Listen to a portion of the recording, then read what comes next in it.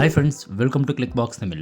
இந்த வீடியோவில் Windows 10 உடைய unsupported PCயை Windows 10ல இருந்து Windows 11க்கு command prompt through எந்த விதமான டேட்டா லாஸும் இல்லாமல் எப்படி ஃப்ரீ அண்ட் ஈஸியாக அப்கிரேட் பண்ணலான்னு பார்க்கலாம்.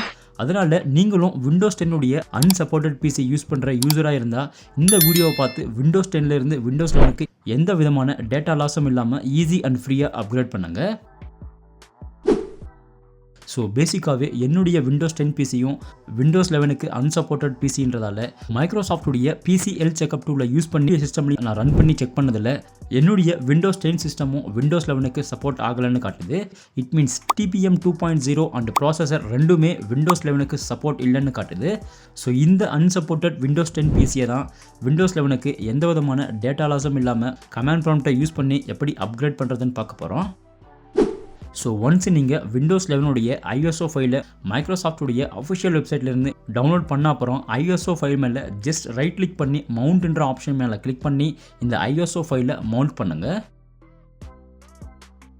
தென் ISO ஃபைலை மவுண்ட் பண்ண அப்புறம் மவுண்ட் பண்ண ட்ரைவை ஓப்பன் பண்ணி ISO ஃபைலுடைய பாத்தில் CMDன்னு டைப் பண்ணி மவுண்ட் பண்ண ISO ஃபைலுடைய கமாண்ட் ப்ராம்ப்டை ஓப்பன் பண்ணுங்கள்.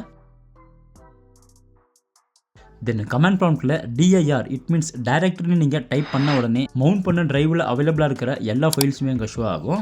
ஸோ இங்கே setup.exeன்னு ஷோ ஆகிற ஃபைலை யூஸ் பண்ணி தான் நம்ம இந்த அன்சப்போர்ட்டட் பிசியை விண்டோஸ் 10ல இருந்து விண்டோஸ் 11க்கு அப்கிரேட் பண்ண போகிறோம். அதனால் ஸ்க்ரீனில் ஷோ ஆகிற ஒரு டிஸ்கிரிப்ஷனில் அவைலபிளாக இருக்கிற setup.exe /product server /compact ignore warning /migrate drivers all என்ற கமெண்டை ரன் பண்ணுங்க.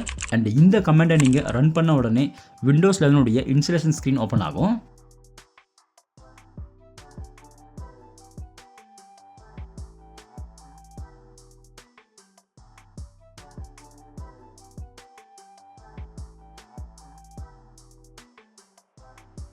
அண்ட் இந்த ஸ்க்ரீனில் change house setup downloads updates என்ற ஆப்ஷன் மேலே கிளிக் பண்ணி நாட் நவுன்ற ஆப்ஷனை செலக்ட் பண்ணி ப்ரொசீட் பண்ணுங்கள்.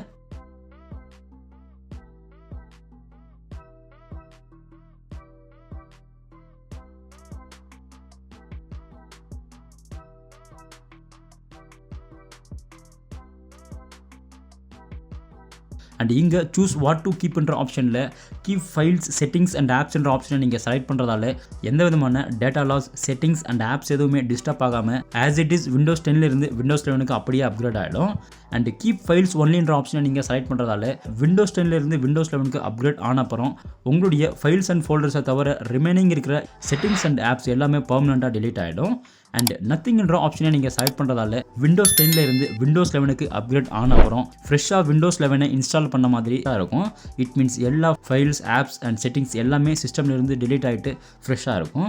ஸோ நாம் விண்டோஸ் 10ல இருந்து விண்டோஸ் 11க்கு எந்த விதமான டேட்டா லாஸும் இல்லாமல் அப்கிரேட் பண்ணணுன்றதால keep files settings and apps என்ற ஆப்ஷனை செலக்ட் பண்ணிவிட்டு நெக்ஸ்ட்னு ப்ரொசீட் பண்ணுங்கள்.